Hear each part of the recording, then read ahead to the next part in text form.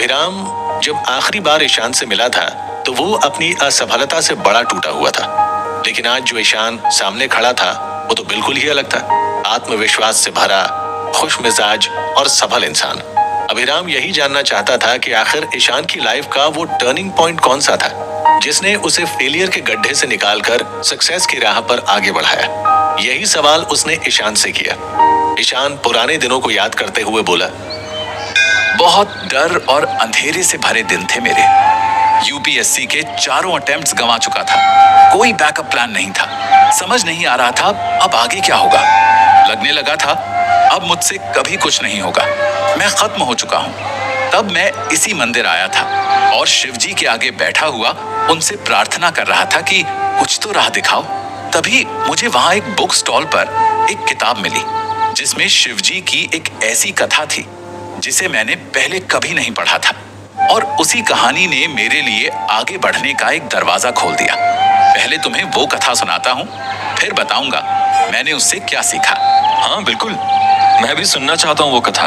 ये तो तुम जानते ही होगे कि सृष्टि की रचना करने के लिए और उसको एक सिस्टम से चलाने के लिए अनादि अनंत सदाशिव ने खुद के 3 रूप बना लिए। यानी एक महाशक्ति ने खुद से 3 अलग अलग शक्तियां खड़ी की। इनमें पहली थी निर्माण शक्ति यानी क्रिएटर, जिसे ब्रह्मा कहा गया। दूसरी थी पालन और संरक्षण करने वाली शक्ति यानी पावर ऑफ प्रेजर्वेशन। इस शक्ति को भगवान विष्णु कहा गया। और तीसरी थी संहारक शक्ति जो महेश थे, जिन्हें डिस्ट्रॉयर कहा गया। तीनों शक्तियों के अलग अलग काम थे। ब्रह्मा जी का काम था सृष्टि की उत्पत्ति करना। भगवान विष्णु का काम था उत्पन्न हुई सृष्टि को आगे बढ़ाना, उसका संरक्षण और उसका पालन पोषण करना। और तीसरी शक्ति महेश का काम था सृष्टि में जरूरत पड़ने पर चीजों को नष्ट करना और अंत में महाप्रलय लाकर सृष्टि को समाप्त कर वापस सदाशिव में विलीन कर देना। तो एक बार की बात है, महेश देव ने ब्रह्मा जी से पूछा, एक बात बताइए ब्रह्मदेव, मैं इस सृष्टि का विनाशक शक्ति हूँ। मेरे पास इस सृष्टि की किसी भी चीज का विनाश करने की क्षमता है, तो क्या मैं आपका और विष्णु जी का भी विनाश कर सकता हूँ? महेश देव, ये तो मैं भी जानता हूँ कि मेरी रचनात्मक और निर्माण शक्ति समाप्त हो सकती है। क्या सृष्टि को उत्पन्न करने वाले मुझ ब्रह्मा का विनाश संभव है? और यही बात विष्णु जी ने भी कही, क्योंकि वे भी जानना चाहते थे कि क्या महेश देव उनका भी संहार कर सकते हैं। दोनों के बार बार प्रार्थना करने पर महेश देव ने ब्रह्मा जी के ऊपर अपनी संहारक शक्ति का प्रयोग कर दिया, जिस कारण देखते ही देखते ब्रह्मा जी जलकर भस्म हो गए। अब उनकी जगह राख का ढेर पड़ा हुआ था। ये देखकर महेश देव घबरा गए और राख के ढेर के पास बैठकर पछताने लगे। हे शिवजी, ये मैंने क्या अनर्थ कर डाला। सृष्टि को जीवन देने वाली शक्ति को ही समाप्त कर दिया। अब सृष्टि का विकास कैसे होगा? मैंने तो जीवन दाता को ही समाप्त कर दिया। तभी उस राख में से ब्रह्मा जी दोबारा प्रकट हो गए और बोले, महेश देव, आप इतने दुखी मत होइए। मुझे कुछ नहीं हुआ, मेरा सिर्फ स्वरूप बदला है। मेरा अस्तित्व समाप्त नहीं हुआ। मैं तो अभी भी जीवित हूँ, इस राख के रूप में। आपकी संहारक शक्ति ने मुझे राख में बदल दिया, मगर मुझे समाप्त नहीं किया। मगर ऐसा कैसे हो सकता है? मैंने तो आपको भस्म कर दिया। आपकी शक्ति से मेरा पुराना स्वरूप भस्म हुआ, मगर उस रूप से राख की रचना हो गई। यानी आपकी शक्ति ने मुझे परिवर्तित किया, मगर समाप्त नहीं। आगे इस राख से कुछ और रचना होगी, और जहां रचना होती है विकास होता है, वहां मैं उपस्थित होता हूँ। अब मुझे विश्वास हो गया है कि आपकी शक्ति से भी मेरी शक्ति समाप्त नहीं होगी। आप जिसे मिटाएंगे, मैं उस मिटे हुए अवशेष से फिर कुछ नया निर्माण कर लूंगा, और ये सृष्टि चलती रहेगी। ब्रह्मा जी और महेश देव की बात सुनकर श्री विष्णु जी बोले, हे महेश, मैं संसार का पालन करता हूँ। मैं भी आपकी संहारक शक्ति का अनुभव करना चाहता हूँ और जानना चाहता हूँ कि क्या मैं संहार से स्वयं की रक्षा कर पाऊंगा या नहीं। विष्णु जी के कहने पर महेश देव ने विष्णु जी को भी अपनी शक्तियों से भस्म कर दिया और वो भी राख के ढेर में बदल गए। मगर उस राख से अब भी विष्णु जी की आवाज आ रही थी। मैं अभी भी इस राख में उपस्थित हूँ देव महेश, मेरा अस्तित्व अभी समाप्त नहीं हुआ। आप अपनी शक्ति का प्रयोग इस राख पर करते रहिए, तब तक मत रुकिए जब तक कि इस राख का आखिरी कण भी समाप्त ना हो जाए। महेश देव ने अपनी संहारक शक्ति और ज्यादा बढ़ा दी, जिससे राख भी समाप्त होनी शुरू हो गई और अंत में वहां पर सिर्फ एक परमाणु का सबसे छोटा अंश बचा। महेश देव ने अपनी सारी शक्तियां लगा दी, लेकिन उस अंश को समाप्त नहीं कर पाए और भगवान विष्णु उसी अंश से वापस प्रकट हो गए। इसके बाद महेश देव ने स्वीकार कर लिया कि भले ही वो संहारक हैं, लेकिन इसका अर्थ ये नहीं कि वो सब कुछ समाप्त कर सकते हैं। उनकी संहारक शक्ति सिर्फ सृष्टि के किसी भी हिस्से के रूप या अवस्था को बदल सकती है, किंतु उसके अस्तित्व को समाप्त नहीं कर सकती। लेकिन तभी महेश देव को एक विचार आया। माना मैं ब्रह्मा जी और विष्णु जी को समाप्त नहीं कर सकता, लेकिन अगर मैं अपना विनाश कर लूं तो क्या होगा? अगर मेरी संहारक शक्ति ही नहीं बचेगी तो जो एक बार बन गया ना तो उसका विनाश होगा और ना ही उसकी अवस्था में परिवर्तन होगा। फिर किसी नए की रचना कैसे होगी? और अगर रचना ही नहीं रहेगी तो उसका पालन कैसे होगा? इस तरह विष्णु जी और ब्रह्मा जी दोनों समाप्त हो जाएंगे। ऐसा सोचकर महेश देव ने खुद को ही जलाकर राख में बदल दिया और ऐसा होते ही ब्रह्मा जी और विष्णु जी भी राख में बदल गए। बहुत समय तक सृष्टि में ब्रह्मा, विष्णु, महेश की राख के सिवा कुछ नहीं था और कुछ समय बाद उस राख के ढेर से एक आवाज आई। मैं ब्रह्मा हूँ। जब यहाँ राख की रचना हुई तो मेरी भी रचना हुई।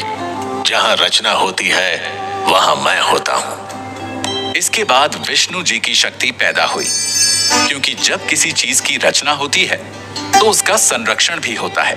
फिर वहां पर महेश की रचना हो गई, क्योंकि अगर कोई चीज अस्तित्व में आती है तो उसका अवस्था परिवर्तन भी होना है। ये एक ऐसा क्रम है जो चलता ही रहता है। कथा के अनुसार उस राख को भगवान शिव ने इस घटना की याद में अपने शरीर से मल लिया और वही शिव भस्म कहलाई। इसी भस्म में ब्रह्मा, विष्णु, महेश के तत्व और शक्ति हैं और यही भगवान शिव का त्रिदेव रूप है। सच में ईशान, ये शिव कथा तो मैंने पहले कभी भी नहीं सुनी थी। कथा तो बहुत अच्छी थी, मगर इस कथा से तुम्हें ऐसी क्या बात सीखने को मिली जिसने तुम्हारी लाइफ में टर्निंग पॉइंट ला दिया? इस शिव कथा से मुझे समझ आया कि परिवर्तन तो संसार का नियम है। आज संघर्ष चल रहे हैं तो कल जीवन सहज भी होगा। आज फेलियर है तो कल सक्सेस भी होगी। हमारी परिस्थितियां, हमारे जीवन की अवस्थाएं बदलती रहती हैं। बाहरी परिस्थितियों से बर्फ पानी बन सकती है, पानी भाप बन सकता है, भाप बादल बन सकती है और बादल वापस पानी या बर्फ बन जाएगा, लेकिन उसका अस्तित्व समाप्त नहीं होगा। ऐसे ही कुछ भी हो जाए, हमारा अस्तित्व समाप्त नहीं होगा। सब कुछ खोकर अगर हम मिट्टी भी हो गए तो इस मिट्टी से वापस जीवन पनपेगा, भले ही किसी पौधे की शक्ल में ही सही। बस ये समझ आते ही मेरी सारी निराशा, सारे दुख दूर हो गए। फेल होने पर मेरे मन का वो विचार कि अब सब कुछ खत्म हो गया पूरी तरह से चला गया। मुझे क्लैरिटी मिल गई कि ये failure end of the life नहीं है, बल्कि एक टर्निंग पॉइंट है, या कहें स्टार्टिंग पॉइंट है, एक नई जर्नी का, एक नई शुरुआत का, जिसको मैं वापस नए सिरे से शुरू करूंगा। वैसे भी कहते हैं ना, हम सभी परम शिव का ही अंश हैं। हमारे अंदर भी उनकी रचनात्मक, संहारक और जीवन की शक्ति है। बस उसी दिन मैंने अपनी सारी निराशाओं का संहार कर दिया और एक नई आशा को अपने अंदर जन्म दिया। मैंने ठान लिया कि जो गुजर गया उसे पीछे छोड़कर नए सिरे से नई शुरुआत करूंगा और भगवान शिव के आशीर्वाद से जरूर सफल होऊंगा। और जानते हो, मैंने ये नई शुरुआत कहां से की? नहीं दोस्त, मगर जानना जरूर चाहता हूँ। समझ लो, मैंने भी राख के ढेर से शुरुआत की, बिल्कुल जीरो से। अपने एक दोस्त के साथ चाय और स्नैक्स का छोटा सा रोड साइड स्टॉल खोला। छोले कुलचे का ठेला था वो। क्या सच में? यकीन नहीं होता कि एक लड़का जो आईएएस बनने के सपने देख रहा था एक रोड साइड स्नैक स्टॉल खोलेगा। लोगों को भी यकीन नहीं हो रहा था। बहुत ताने सुनने को मिल रहे थे, मजाक उड़ाया जा रहा था, मगर मैं चंद्रचूड़ और नीलकंठ बना अपने दिमाग को शांत रखकर बस यही सोच रहा था कि मेरे अंदर ब्रह्मा जी की रचनात्मक शक्ति है। अब मुझे उसे पूरी तरह से यूज करके इस छोटे से काम में भी कुछ ऐसा कर दिखाना है जिससे भगवान शिव प्रसन्न हो जाएं कि देखो मेरा भक्त कितना हिम्मत वाला है। बस हम दोनों दोस्त पूरे उत्साह और खुशी से कुछ ना कुछ नए क्रिएटिव आइडियाज यूज करते, लोगों को लुभाने के, अपनी तरफ खींचने के, जिसका रिजल्ट ये रहा कि बहुत जल्द हमारा रोड साइड ठेला एक छोटी सी पक्की दुकान में बदल गया और उसका अच्छा खासा नाम हो गया। बस यही था वो स्टार्टिंग पॉइंट जिसने आज मुझे रेस्टोरेंट की चेन तक पहुंचा दिया। अब मैं लाइफ के अप एंड डाउन से घबराता नहीं हूं, क्योंकि मैं जानता हूं कोई भी मुश्किल कुछ समय के लिए मेरा टाइम तो बदल सकती है, लेकिन मुझे समाप्त नहीं कर सकती। और मुझ में भी इतनी शक्ति है कि मैं किसी भी मुश्किल को आसानी में बदल सकता हूं। मान गए दोस्त तुम्हें और तुम्हारी भक्ति को। ये तो शिव जी की कृपा है। जो उनके चरित्र की शिक्षाओं के साथ को ले ले, उसका जीवन सफल ही सफल है। तुम्हें शिव जी की एक और बहुत अच्छी कथा सुनाता हूँ, जिसे सुनना हर उस इंसान के लिए जरूरी है जो किसी लक्ष्य पर पहुंचने की तैयारी कर रहा है। और इसी के साथ शुरू हुई एक नई शिव कथा जो अभिराम को एक बड़े काम की सीख देने वाली थी, क्योंकि वही तो था उसका वीक पॉइंट। अगर आप भी जानना चाहते हैं कि क्या थी वो सीख, तो चलिए हमारे साथ अगले एपिसोड में।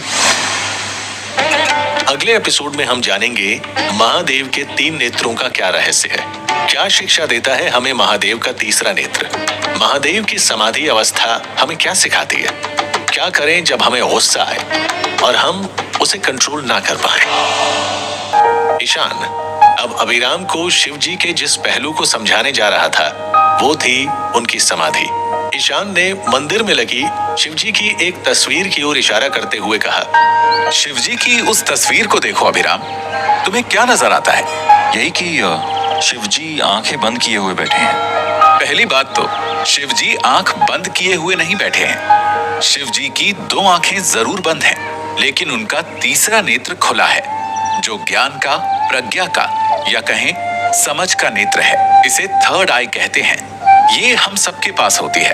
अपनी आंखों से हम वो देखते हैं जो हम देखना चाहते हैं, लेकिन ये तीसरा नेत्र हमें वो दिखाता है जो सच है। शिव जी की ये आंख हमेशा खुली दिखाई जाती है, क्योंकि वो इसी नेत्र से संसार को देखते हैं। मैं समझा नहीं तुम कहना क्या चाहते हो। हम अपनी आंखों से वही तो देखते हैं जो सामने है। इसमें चाहने या ना चाहने की क्या बात है? नहीं दोस्त, ऐसा नहीं है। दरअसल हम दुनिया को अपनी आंखों से नहीं, बल्कि अपने बिलीफ सिस्टम से देखते हैं। जैसे हमारे देश में सुंदरता की एक परिभाषा गढ़ दी गई है। इतनी लंबाई, ऐसा रंग, ऐसे नाक नक्श का इंसान सुंदर है। अब जो हमारी इस परिभाषा से मैच नहीं करेगा, वो हमें सुंदर नजर नहीं आएगा। जबकि ज्ञान के नेत्र से देखने पर पता चलेगा कि शिव के संसार में सब कुछ सुंदर है। हमें कोई अच्छा लगता है, कोई बुरा, किसी में कमियां नजर आती हैं, किसी में अच्छाइयां। हमें एक इंसान इसलिए पसंद नहीं आता क्योंकि हम मानते हैं कि वो अच्छा आदमी नहीं है। हो सकता है वो अच्छा हो, मगर हम उसके बारे में बुरा सोचते हो। सोशल मीडिया पर ही देखो, हर बात को लेकर कितनी बहस छिड़ जाती है। किसी को एक पक्ष अच्छा दिखाई देता है, किसी को दूसरा। दोनों खुद को सही मानते हैं। इस चक्कर में असली सत्य तो कहीं पीछे छूट जाता है, जिसे हम देख ही नहीं पाते। हमारी आंखें हमारी पसंद नापसंद के हिसाब से देखती हैं, जबकि ज्ञान की आंख हमेशा सत्य को देखती है, बिना किसी पूर्वाग्रह या बिलीफ के। शिव जी का तीसरा नेत्र हमें समझाता है कि दुनिया को पुरानी धारणाओं के हिसाब से नहीं, बल्कि ज्ञान की नजर से देखो, ताकि हम सत्य को देख और समझ पाए। तो ये रही शिवजी के नेत्रों की बात। अब जैसा तुमने कहा, शिवजी बैठे हुए हैं। दरअसल वो उनका समाधि का स्वरूप है। शिव पुराण में एक ऐसी कथा है जिसने मेरे सामने शिवजी की समाधि का एक ऐसा रहस्य खोला जिसे जानकर और जीवन में उतारकर मुझे बहुत फायदा हुआ। सच कहूं तो मेरी सक्सेस में इस टीचिंग का बहुत बड़ा हाथ है। अच्छा, फिर तो जल्दी वो शिव कथा सुनाओ दोस्त। ये बात तब की है जब भगवान शिव की अर्धांगिनी माता सती को पता चला कि उनके पिता प्रजापति दक्ष एक महायज्ञ करा रहे हैं, लेकिन कैलाश में महादेव के पास कोई निमंत्रण नहीं आया था। फिर भी माता सती इस आयोजन में जाना चाहती थी। शिवजी ने उन्हें समझाया कि किसी भी समारोह में बिना बुलाए जाना ठीक नहीं, क्योंकि बिन बुलाए जाने से सम्मान नहीं मिलता। मगर माता सती नहीं मानी और कहने लगी, वो मेरा मायका है स्वामी, वो मेरा अपना परिवार, अपना घर है। शायद पिताजी किसी कारणवश निमंत्रण देना भूल गए होंगे, इसलिए मुझे लगता है हमें वहां जाना चाहिए। मगर शिवजी को यह बात ठीक नहीं लग रही थी। उन्होंने माता सती को समझाया, बिना निमंत्रण के जाना उचित नहीं है, लेकिन मैं तुम्हें नहीं रोकूंगा। तुम्हें अपने निर्णय लेने का अधिकार है। वो तुम्हारा मायका है। जैसी तुम्हारी इच्छा हो वैसा करो। और देवी सती अपनी कुछ सखियों और शिवजी के गणों के साथ प्रजापति दक्ष के घर चली गई। भगवान शिव जानते थे कि प्रजापति दक्ष ने उन्हें जानबूझकर नहीं बुलाया था, क्योंकि प्रजापति दक्ष भगवान शिव से ईर्ष्या करते थे। ब्रह्मा जी ने प्रजापति दक्ष को सृष्टि का राजा बनाया था, जिस कारण घमंड में आकर वे खुद को भगवान शिव से भी श्रेष्ठ मानने लगे थे। फिर वही हुआ जैसा महादेव सोचते थे। माता सती को वहां जाकर पता चला कि उनके पिता दक्ष महादेव शिव का अपमान कर रहे हैं। प्रजापति दक्ष ने सभी देवी देवताओं के लिए यज्ञ में स्थान रखा, लेकिन महादेव के लिए नहीं। ये देखकर माता सती को बहुत गुस्सा आया और वो भूल गई कि उनके सामने उनके पिता खड़े हैं। प्रजापति, अपने पद के अहंकार में तुम इतने अंधे हो चले हो कि तुम महादेव शिव का अपमान कर बैठे। वो शिव जो इस सृष्टि के स्वामी ही नहीं बल्कि इसके मूल हैं। अपनी मर्यादा मत भूलो सती। एक शमशानवासी की पत्नी होकर तुम सृष्टि के राजा से इस तरह से बात कर रही हो। जाने क्या जादू कर दिया है तुम पर उस अघोरी ने, जो अपने पिता का मान सम्मान भी भूल गई और उसके लिए लड़ रहे हो, जिसके तन पर ढंग से वस्त्र भी नहीं। अब तो माता सती के क्रोध की सीमा न रही, साथ ही उन्हें इस यज्ञ में आने का पश्चाताप भी हो रहा था। हे महादेव शिव, आपकी बात टालकर मैंने जो यहाँ आने का पाप किया, उस पाप का प्रायश्चित कैसे करूंगी? और उससे बड़ा पाप तो ऐसे शिवद्रोही की बेटी होने का हुआ है मुझसे। इसका प्रायश्चित तो इस शरीर का त्याग करके ही होगा, मगर जाते जाते मैं इस शिवद्रोही को सजा भी दूंगी। हे प्रजापति दक्ष, तेरा ये महायज्ञ कभी सफल नहीं होगा और अब तेरा सर्वनाश होगा। ऐसा कहते हुए माता सती हर हर महादेव कहती हुई यज्ञ की अग्नि में कूद पड़ी और उस यज्ञ को भंग कर दिया। ऐसा होते ही यज्ञ मंडप में हाहाकार मच गया। सभी देवी देवता यक्ष गंधर्व महादेव के डर से थर थर कांपने लगे। जब ये खबर शिवजी तक पहुंची तो वे बहुत क्रोधित हुए। उन्होंने पूरी सृष्टि में अपने क्रोध से हाहाकार मचा दिया। उन्होंने माता सती की भस्म देह को हाथों में उठाकर पूरे त्रिलोक में तांडव किया। भगवान विष्णु और देवताओं ने देखा कि अगर महादेव शिव का गुस्सा शांत नहीं हुआ तो पूरी सृष्टि का विनाश हो जाएगा। तब उन्होंने भगवान महादेव से शांत होने की प्रार्थना की और तब महादेव शांत होने के लिए एक लंबी समाधि में जाकर बैठ गए। शिव जी के समाधि में जाने के बाद वापस सृष्टि में शांति छा गई। इतनी कथा कहकर ईशान रुक गया।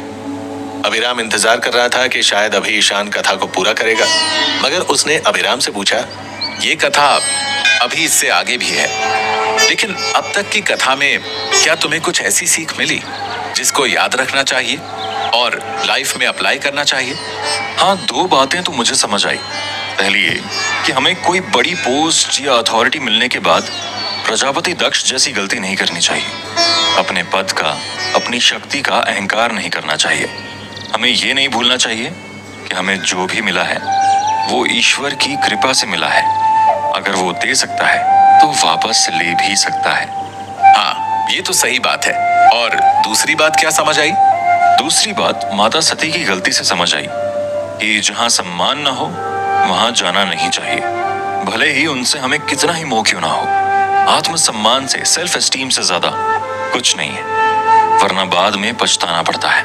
यहाँ तक कि हमारा बहुत बड़ा नुकसान भी हो सकता है। बिल्कुल सही। अब तुम भी कथाओं में छिपी टीचिंग समझने लगे हो। और तीसरी सीख, और क्या सीखा? मुझे तो और कुछ समझ में नहीं आया। अगर इस कथा में कोई तीसरी टीचिंग भी छुपी हुई है तो तुम ही मुझे बता दो।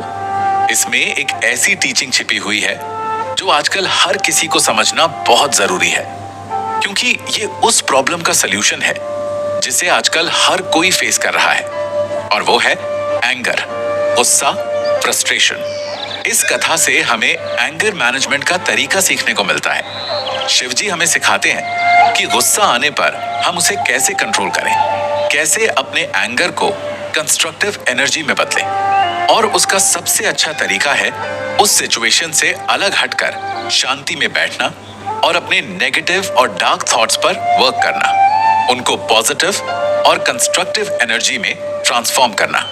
मगर यार, गुस्से में तो बुद्धि भ्रष्ट हो ही जाती है, सही गलत की सेंस नहीं रहती। फिर ऐसे में एंगर और थॉट्स पर कैसे काम किया जाए?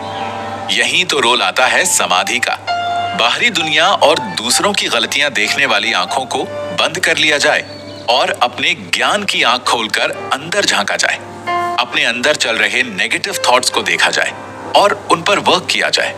जैसे अगर किसी के लिए मन में नफरत या बुरी भावना है तो उसको माफ करके उस बात को लेट गो कर दिया जाए। किसी परिस्थिति के लिए नाराजगी है तो उसे एक्सेप्ट कर लिया जाए और सोचा जाए कि अब हम इसमें क्या बेस्ट कर सकते हैं। इस बात को हमेशा याद रखना है कि ये जीवन सांप सीढ़ी के खेल जैसा है, जिसमें कुछ ना कुछ ऊंच नीच तो होती ही रहेगी। इसे खेल की तरह खेलना है और किसी भी बात में ज्यादा नहीं उलझना है। अपना फोकस सिर्फ अपने काम पर रखना है और खुद को याद दिलाना है कि मेरे पास बेकार की चीजों के लिए ना समय है ना एनर्जी। मैं महादेव से मिली एक एक सांस को किसी अच्छे और क्रिएटिव वर्क में लगाऊंगा, इसे बर्बाद नहीं करूंगा। अकेले इंसान के लिए ऐसा करना मुश्किल है, लेकिन जब उसके पास महादेव की भक्ति और उनकी शक्ति होती है तो उसके भरोसे वो खुद को संभाल लेता है। मगर यार, मेरा गुस्सा तो जल्दी कंट्रोल नहीं होता। एकदम से तो कुछ भी नहीं बदलता, लेकिन हम कोशिश करके धीरे धीरे उस समय को कम कर सकते हैं जब गुस्सा हमारे सिर पर हावी रहता है। यानी जो हमारे अंदर बुरी भावनाओं का तांडव चलता है उसे हमें कम से कम समय में कंट्रोल करना सीखना है। तभी हम जल्द से जल्द नॉर्मल और पॉजिटिव हो सकते हैं। जैसे जब मुझे गुस्सा आता है तो मैं ओम नमः शिवाय का जाप करता हूँ। इससे मुझे शिव की टीचिंग्स याद आती हैं और मुझे समझ आ जाता है कि मेरा समाधि में जाने का समय है, यानी खुद पर काम करने का समय है। इस कथा में ये भी सीख छिपी है, ये तो मैं सोच भी नहीं सकता था। अभी शिव समाधि की ये कथा पूरी कहाँ हुई है, अभी तो इससे और बहुत कुछ सीखना बाकी है। भगवान शिव की उस समाधि के समय एक और बहुत बड़ी घटना हुई थी जिससे मैं एक और जरूरी लेसन सीखा। अब तुम्हें वही बताता हूँ। माता सती के आत्मदाह के बाद महादेव एक लंबी समाधि में बैठ गए और फिर उस समाधि के दौरान ऐसा क्या हुआ जिसके बारे में ईशान कह रहा था, जानने के लिए चलिए हमारे साथ अगले एपिसोड में। अगले एपिसोड में हम सुनेंगे महादेव शिव के द्वारा कामदेव को भस्म करने की कथा और जानेंगे क्या है महादेव के मायने और कैसे बचें उसके वार से। साथ ही ये भी जानेंगे इस कथा में हमारे लिए कौन सी टीचिंग्स छिपी हुई है।